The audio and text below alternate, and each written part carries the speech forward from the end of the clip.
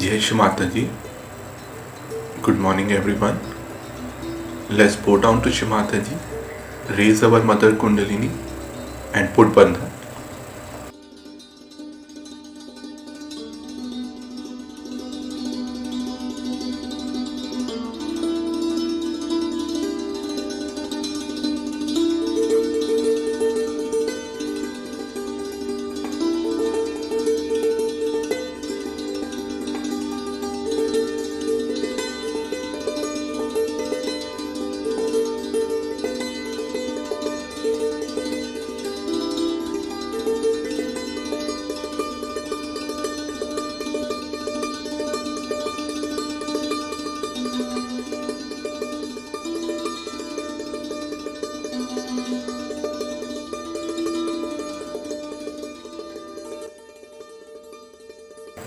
Shri Ganesh Mantra.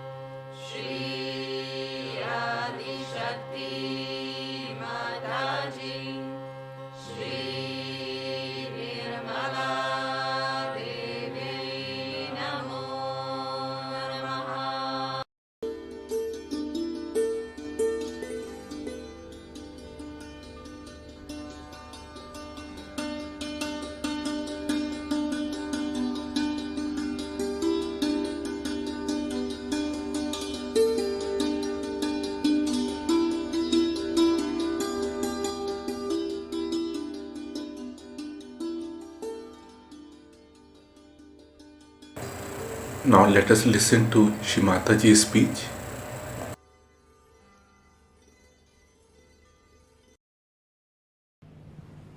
We can say in 1970, 5th May, first time, the collective spirit of God opened out. So far, the blessings of God came to human beings individually as grace, and they received their self-realization individually, one by one.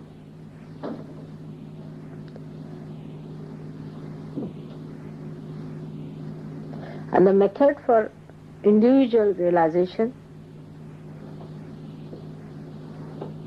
was just the opposite of the collective. First, they had to establish their dharma, cleanse themselves fully, desiring all the time for their salvation, putting their attention to their salvation, as they call it Ishvara Pranidhan, thinking of God, asking for His grace, and acting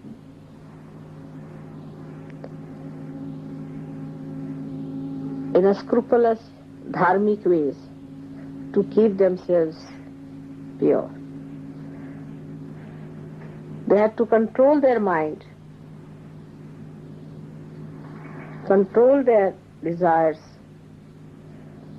control their action in such a manner that they absolutely kept to the center path. I mean, they could get through all that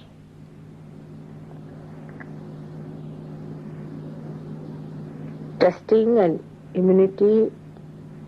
I mean, they deserved, then only the grace of Mother gave them realization.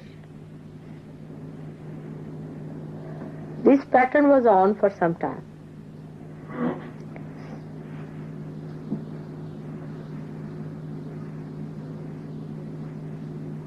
These few people who got realization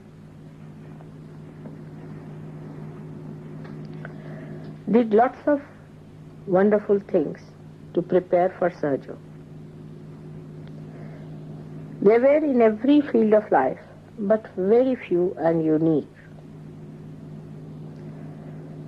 For example, in India and in many other places in ancient times, they discovered the unique gifts of the Mother Earth, what we call as the Swayambhus, created by themselves. These stones or stone images which were thrown out by the Mother Earth were discovered by these saints. They put shrines there, they worshipped them, and they, by worshipping, they made these images vibrate, more of vibrations, and vibrate that area. All over the world there are such stones, but only the saints could discover them. Then they established the importance of virtue in life, how virtue can give you health, wealth, and prosperity, which is glorifying and not which is degrading or which distracts you. They established schools and universities, especially in India. And today, even today in India, the families which belong to one universities carry the name of that university as their gotras. And even today, the families belonging to one gotra cannot marry.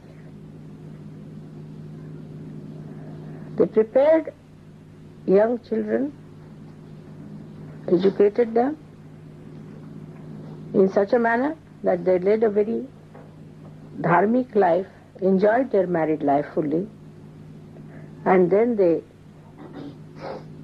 matured in such a manner that they got their realization and lived a life of complete enjoyment.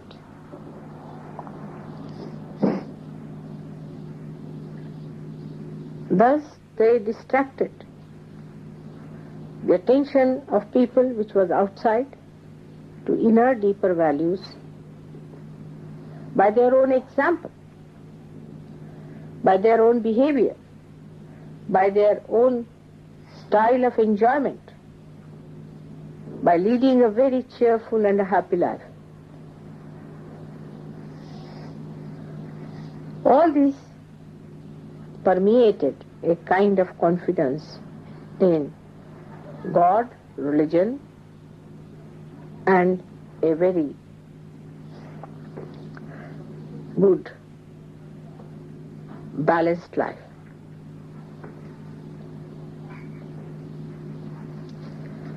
They have really done a great job of first building the scaffoldings of the huge, great building of Sahaja, which is going to come now. They are just like nuts and bolts in our whole working. Their desire to establish dharma was so great that complete divine force of Mahakali was working through them. Then they put it to the action such understanding and such wisdom.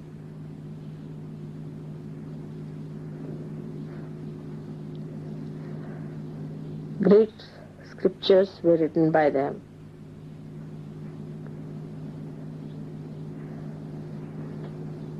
And for many years, thousands of years, they were the guiding lines for people. Only in the modern times, it should say about 1,000 years or so, people started doubting them.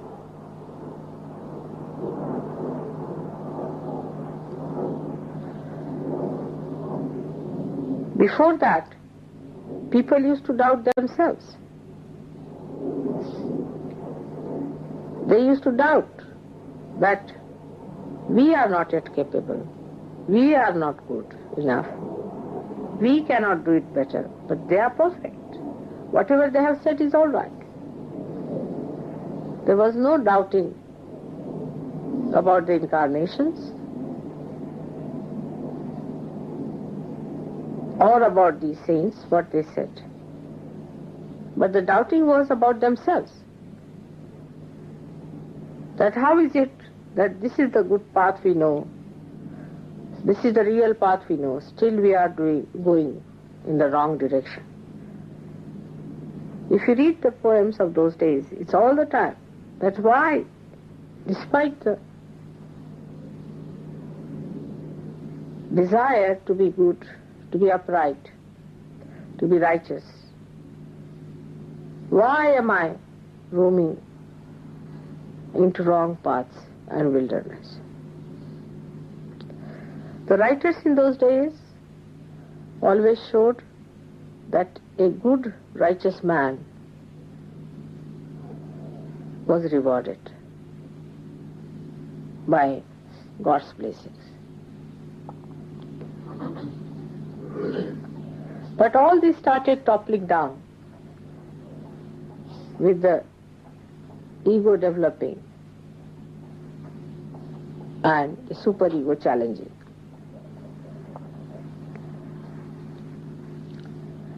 Confusion started coming into the minds of people, and they started doubting those great realized souls instead of doubting themselves. Because they could not reach anywhere near these great saints, some of them were influenced by many satanic forces around and played into their hands and started doubting those realized people and all these great scriptures. So one side we have the doubting people, the another side the fanatics. Those who try to adhere more and more to the teachings had to become fanatics. So they became fanatics. And those who started doubting also could not show any benefits of doubting, could not convince the fanatics that they were wrong. So on one side we had fanatics and another side the doubting people. It's like standing between the two stools. The real religion in man collapsed. There cannot be a new religion. Religion is a continuous living process within us, which is our sustenance. It's like a ladder on which we climb, leaving one by one, step by step, but not leaving the ladder. All others are required.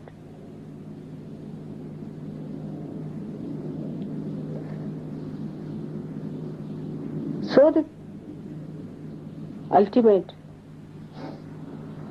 had to be established. because of these two types of emergence.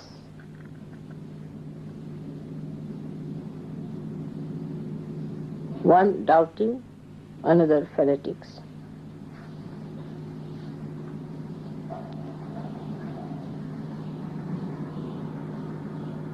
Both had not known God. Both had not achieved reality. And they criticized each other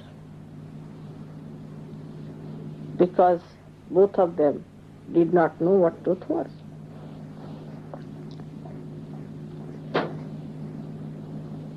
I took my birth at a point where these confusions had started showing its results even on the physical plane. All imbalances of life react physically, mentally, emotionally, also spiritually.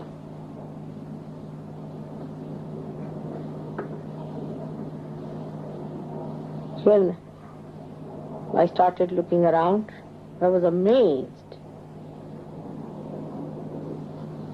how ignorance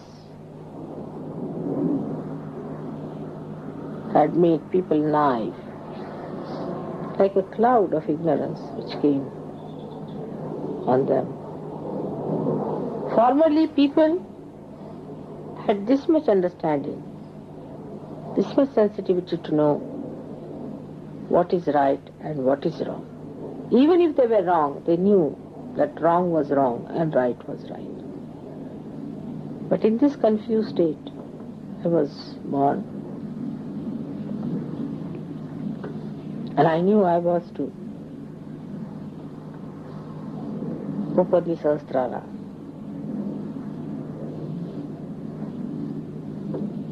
So, I started my work after my first shocks.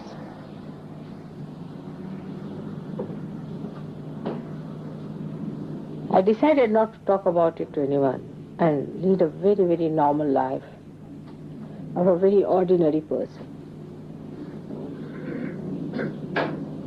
Not to be very striking.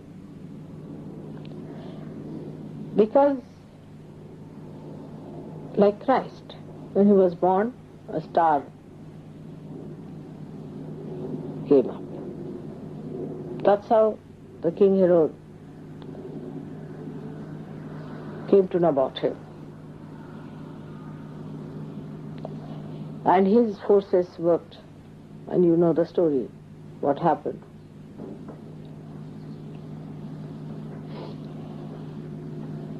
If you are born with any striking signs,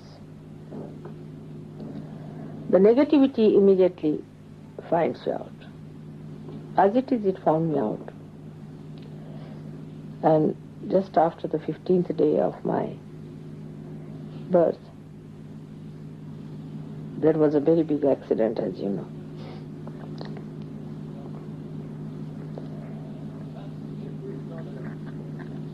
I had to really work very hard to enter into your being to find out the different permutations and combinations. First of all, I had to find out your basic problems. What are your basic problems are. Once you handle the basics, then you can handle the permutations and combinations. After finding the basic problems, I started finding out your permutations and combinations. And I was amazed how human beings were placed to their outside world and how they reacted to their outside world, and I identified that these permutations and combinations which formed within themselves were also capped by their other identifications, like the society in which they were born, like the nation in they were born, like the ideas that were there, all these things became much more important than the original being which is universal within you. And every individual had taken a very odd, funny, awkward type of a shape, which I didn't know how to reduce and how to bring it to proper growth level by which they start their growth. It was a very, very hard work. And the nights after nights I used to work while leading a very, very ordinary life of a very normal person. I used to deliberately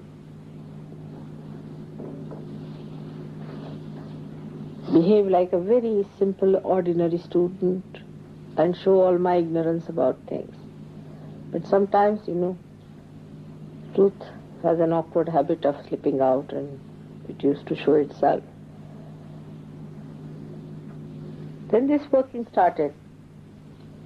And one of the biggest major problems of human beings I found was the family life. And that's why I married. I wanted to study what are the problems of family life. And then I started facing these problems as if they were my own, and started understanding why people behave in this manner and that manner. Because these corrections are to be done, of course, by you, but much more by the divine force. And if I could know what are your problems, I would be able to act. Then other problems like political, economic and all these problems also, I tried to study because they became so important for human beings, which are of absolutely artificial value, but they did. So I had to see to that what makes them do this and what makes them do that. Sort of a human behavior science I had to study for years. And then as you start unfolding, or you can say unentangling or disentangling or taking out the knots of a bundle, you reach a point where all the knots are opened out and one knot is still left, you see, which is to be opened out. And that was done on the 5th of May 1970. And once that had done,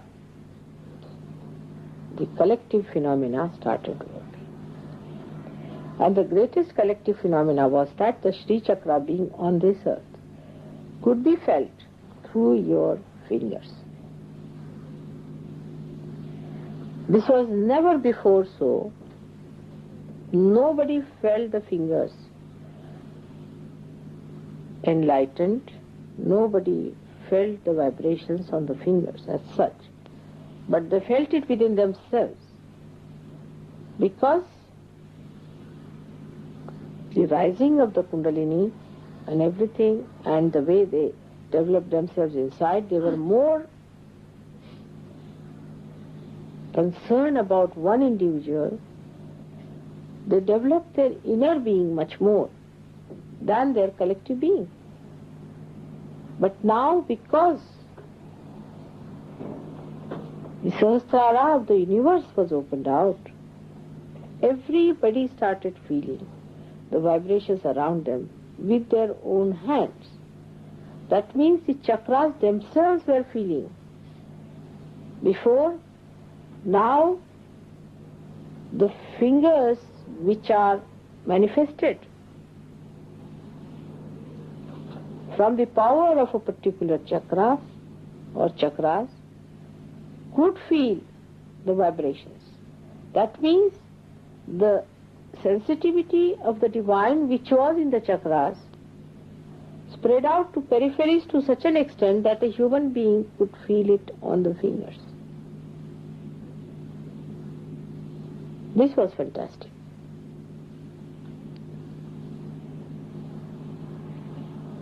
So, my job was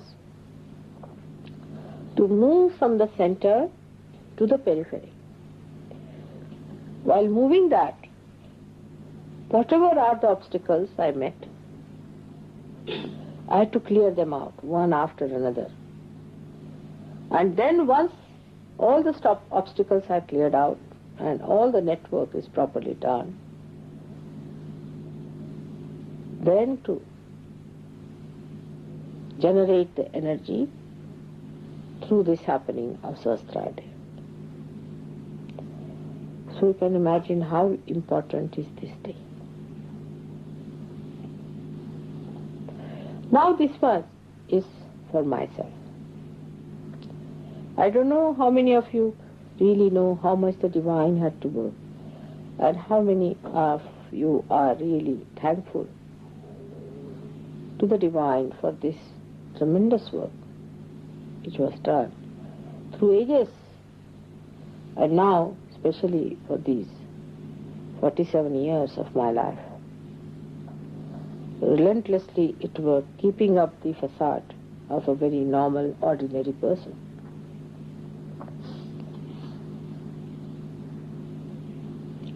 Because it had to reach to the ordinary, not to the extraordinary, but to the ordinary.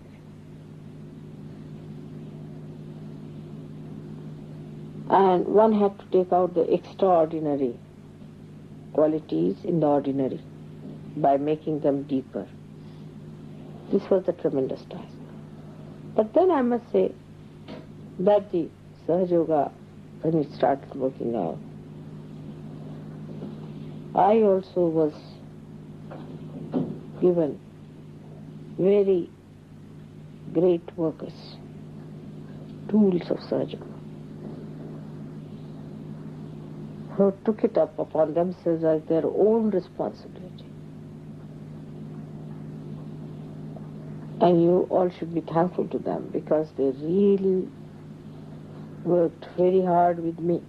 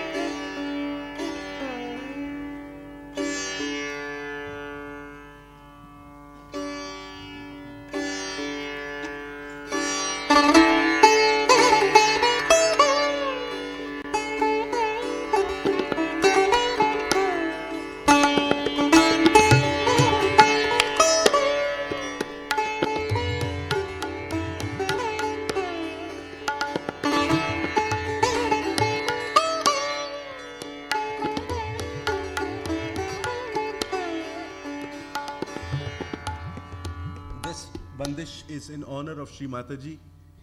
It's in Rupak Tal, and this is her grace and her and for Sri Mataji. This is. I've made it especially for her.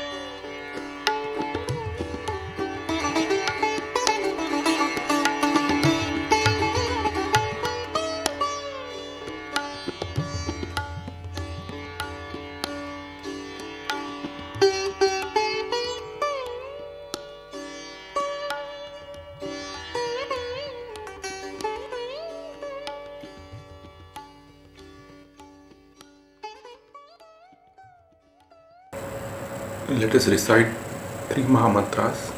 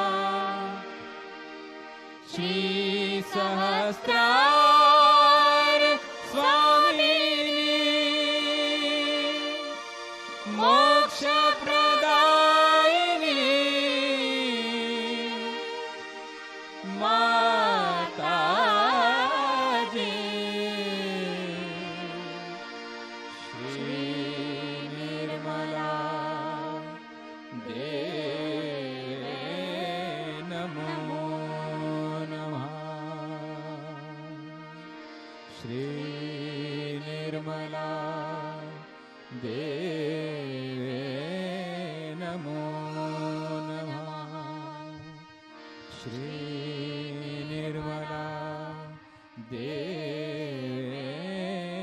नमो नमः।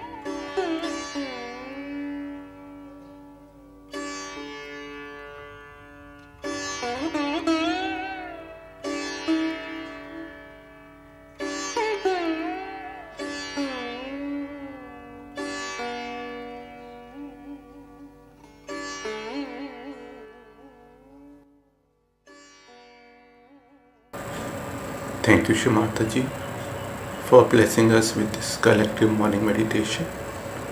Thank you very much. Jai Shimataji. Let's bow down to Shimataji, raise our mother Kundalini and put bandhan.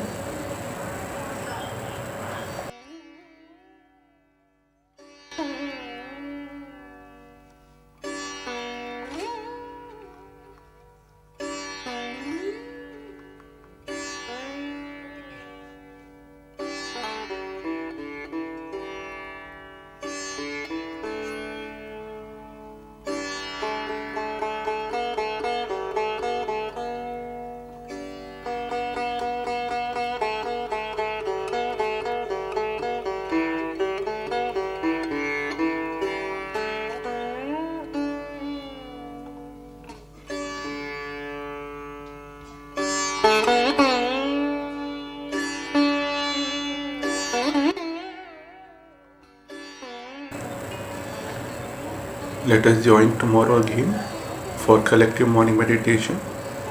Same time. Jai Shri Mataji.